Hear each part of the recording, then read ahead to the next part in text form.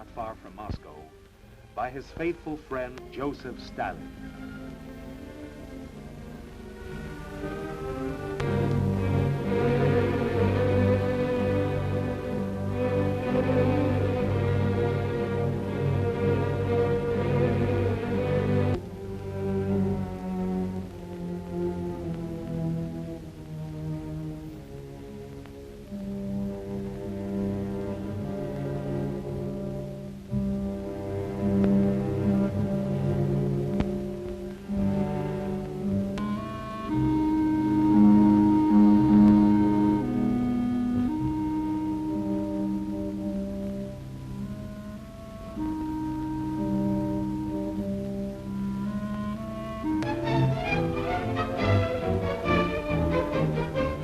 Lenin's behest has been carried out in life by the great Stalinist program of construction.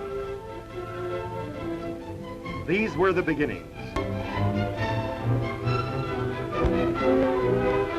People come to Moscow, to Stalin in the Kremlin, to share their joys with him and bring news of their achievements in creative labor. The fountainhead of the Soviet Union's might is the great friendship of the peoples inhabiting the country.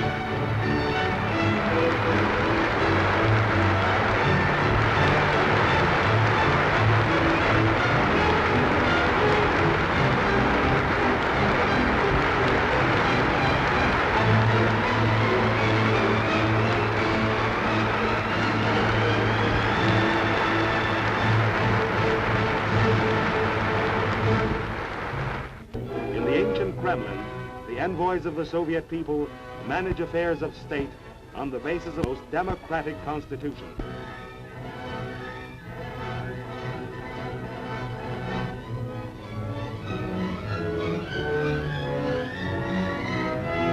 At the helm of the ship of state, at an election meeting in 1937, Stalin described what a deputy, servant of the people, must be like.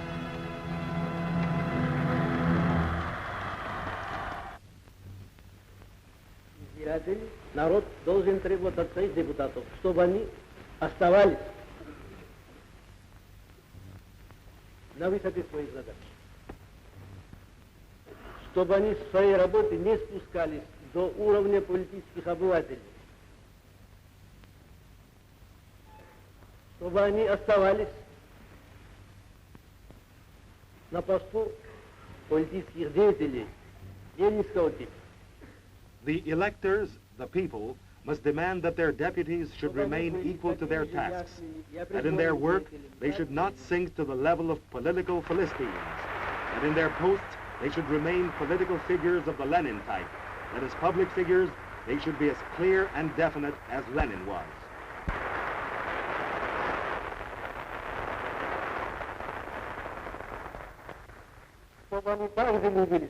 That they should love their people as Lenin did.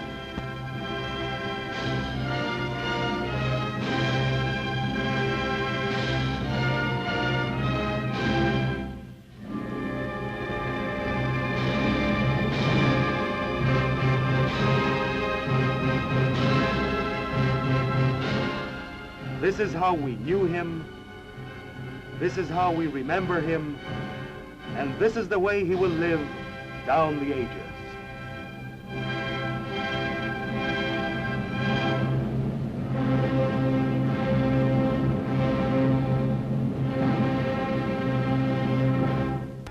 In 1912, on instructions from Lenin and at Stalin's initiative, the Bolshevik workers' newspaper Pravda, which means truth, began to be published in St. Petersburg on a mass scale.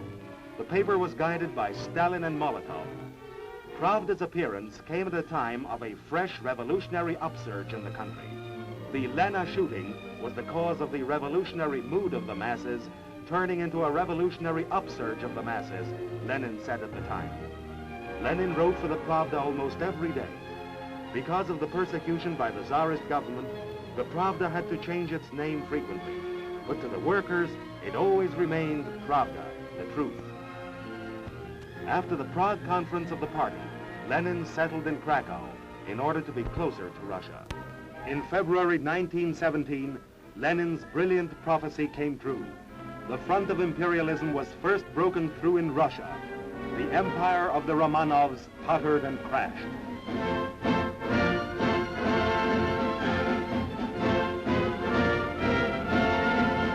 All of Russia was in a turmoil. Everywhere life was uprooted. It churned and seethed as though in some giant boiler. A human sea, joyous and wrathful, overflowed onto the city streets in mighty demonstrations. The revolutionary fire of the masses was finally unleashed. But Lenin warned that this was not yet the complete victory of the revolution.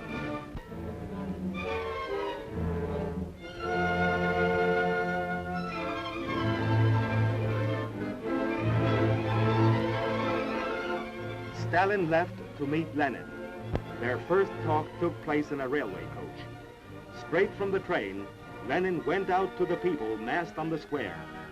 He mounted an armored car and addressed the people with words that opened a new era in the history of mankind. Revolution. From this building, Lenin and Stalin led the uprising. Lenin was born for revolutions, wrote Stalin. In the days of revolutionary changes, he blossomed out, as it were. The first steps of the Red Army were extremely hard.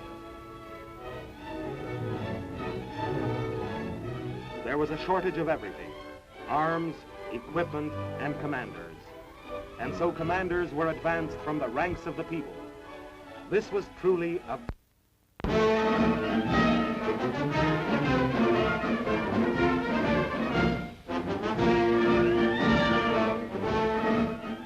Those first modest holidays to which Lenin was a witness are unforgettable.